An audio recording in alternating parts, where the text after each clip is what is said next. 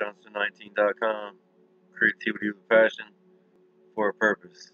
To entertain, to motivate, to inspire. Now back to it. Part 2 of The End of the Institute. The Big Phone, Chapter 18. Andy Fellows called from the computer surveillance center. His voice was high and excited. "They're here, Mr. Stackhouse. They're stopped about 100 yards away from where the roads turned into the driveway. Their lights are off, but there's enough from the moon and the front of the building to see by. If you want me to put it up on your monitor so you can confirm, That won't be necessary." Stackhouse tossed his box phone on the desk, gave the zero phone a final look. It had stayed silent. Thank God for that. And headed for the door. His walkie was in his pocket, turned up to high gain and connected to the button in his ear. All of his people were on the same channel. "Zeke, I'm here, boss, with the Lady Doc. Doug, Chad, in place." That was Doug, the chef, who in better days had sometimes sat with the kids at dinner and showed them magic tricks that made the little ones laugh. "We also see their vehicle, black 9-seater, Suburban or Tahoe, right?" "Right, Gladys. On the roof, Mr. Stackhouse. Stuff's all ready. Only have to combine the ingredients. Start it if there's shooting." But it was no longer a question of if, only of when, and when was now only 3 or 4 minutes away. Maybe less. Roger that. "Rosalind? In position. The hum is very loud down here. I think they are conspiring." Stackhouse was sure they were, but wouldn't be for long. They would be too busy choking. "Hold steady, Rosalind. You'll be back at Fenway watching the Sox before you know it. Will you come with me, sir?"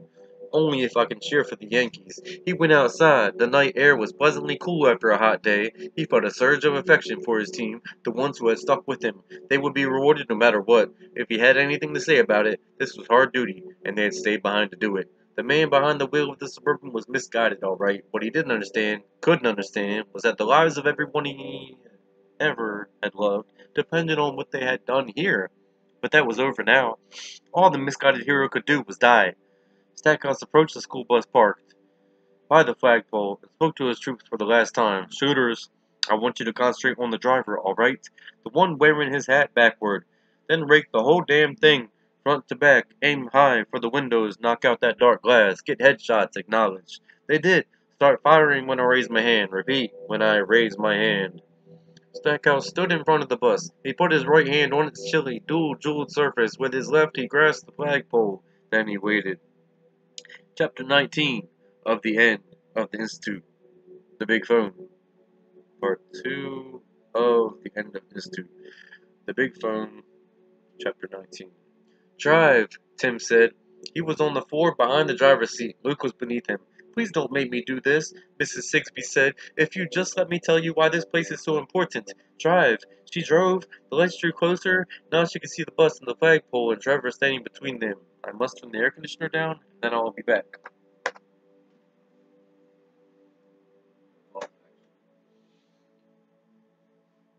Okay. The End of the Institute. Part 2. The Big Phone. Chapter 20. "It's time," Avery said. He had expected to be afraid. He had been afraid ever since waking up in a room that looked like his room but wasn't, and then Harry Cross had knocked him down, and he had been more afraid than ever. But he wasn't afraid now. He was exhilarated. There was a song his mom played on the stereo all the time when she was cleaning, and now a line of it recurred to him. "I shall be released."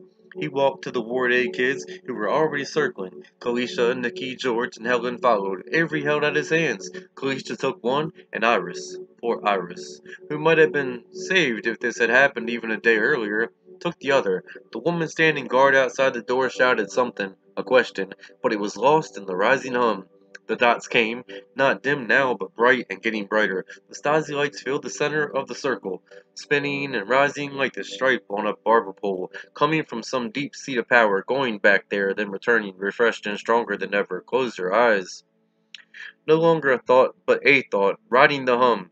Avery watched to make sure they were doing it, then closed his. He expected to see his own room at home, or maybe their backyard with the swing set and the above-ground pool his dad inflated every Memorial Day. But he did not. What he saw behind his closed eyes, what all of them saw, was the Institute playground. And maybe that shouldn't have been a surprise. It was true that he had been knocked down there and made to cry, which was a bad beginning to these last weeks of his life. But then he had made friends. Good ones. He hadn't had friends back home. In his school back home, they thought he was a weirdo. They even made fun of his name, running up to him and yelling, "Hey Avery, do me a favor," in his face. There had been none of that here, because sorry, they'd all been in it together. Here his friends had taken care of him, treated him like a normal person, and now he would take care of them. Kalisha, Nikki, George, and Helen. He would take care of them, like most of all, Luke most of all, if he could. With his eyes closed, he saw the big phone. It was sitting next to the trampoline, in front of the shallow ditch Luke had squirmed through to get under the fence. An old-fashioned telephone at least 15 feet high and as black as death. Avery and his friends and the kids from War Day stood around it in their circle. The stazzy light swirled brighter than ever, now over the phone's dial, now skating giddily over its gigantic bakelite handset. Excuse me. Kalisha. Go! Playground! There was no protest. Her hand left Avery's, but before the break in the circle could interrupt the power and destroy the vision, George grasped Avery's hand. The hum was everywhere now. Surely they must hear it in all those faraway places where there were other children like them, standing in circles like this. Those children heard, just as the targets they'd been brought to their various institutes to kill had heard, and like those targets, the children would obey. The difference was they would obey knowingly and gladly. The revolt was not just here, the revolt was global. George, go, playground. George's hand dropped out and Nicky's took his place. Nicky who had stood up for him when Harry knocked him over. Nicky who called him the Avester, like it was a special name only friends could use. Avery gave his hand a squeeze and felt Nicky squeeze back. Nicky who was always bruised, Nicky who wouldn't knuckle under or take the shitty tokens. Nicky, go, playground. He was gone. Now it was Helen gripping his hand, Helen with her fading punk hair. Helen who had taught him to do forward rolls on the trampoline and spotted him, so you won't fall off and split your stupid head. Helen, go! Playground. She went, the last of his friends from down here, but Katie took the hand Helen had been holding, and it was time. Outside, faint gunfire. Please don't let it be too late. It was his last conscious thought as as an individual as Avery. Then he joined the hum and the lights. It was time to make a long distance call. Now we are on chapter 21, The Big Phone, which is part 2 of The End of the Institute, a novel by Stephen King. Through a few remaining trees, Stackhouse saw the Suburban roll forward. The gleam of lights from the administration building slid on its chrome. It was moving very slowly, but it was coming. It occurred to him, too late to do anything about it, but wasn't that always the way, that the boy might no longer have the flash drive, that he might have left it with one he called Officer Windy, after all, or hidden it somewhere between the airport and here, with the last gas call from this guided hero to tell Officer Windy where it was if things went wrong. But what could I have done about it, he thought. Nothing. There was only this. The Suburban appeared at the head of the driveway. Stackhouse remained standing between the bus and the flagpole, arms outstretched like Christ on the cross. The hum had reached a near-deafening level, and he wondered if Rosalind was still holding her position, or if she had been forced to flee. He thought of Gladys and hoped she was ready to start the mix. He squinted at the shape behind the Suburban's wheel. It was impossible to make out much, and he knew Doug and Chad wouldn't be able to see jack shit through the darkened rear windows until they were blown out. But the windshield was clear glass, and when the Suburban closed the distance to 20 yards, a little closer than he had hoped for, he saw the expansion band of the turned-around cap cutting across the driver's forehead, and let go of the flagpole. The driver's head began to shake frantically. One hand left the wheel, pressing the starfish shape against the windshield in a stop gesture, and he realized he'd been dicked. The trick was as simple as a kid escaping by crawling under a fence, and just as effective. It wasn't the misguided hero behind the wheel, it was Mrs. Sigsbee. The Suburban stopped again, then began to back up. "I'm sorry, Julia, no help for it," he said, and raised his hand. The shooting from administration and the trees began. Edmund. At the rear of front half, Gladys Hickson removed the covers from two large buckets of bleach positioned under the HVAC unit which provided heating and cooling to back half and the access tunnel. She held her breath, dumped the bottles of toilet bowl cleaner into the buckets of bleach, gave each a quick stir with a mop handle, covered the buckets and the unit with a tarp, then sprinted for front half's east wing with her eyes burning. As she ran across the roof, she realized it was moving under her feet. Chapter 22, The Big Phone, which is part 2 of The End of the Institute, a novel by Stephen King.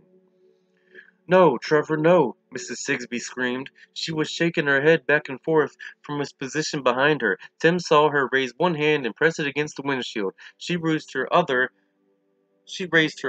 hand to put the Suburban in reverse.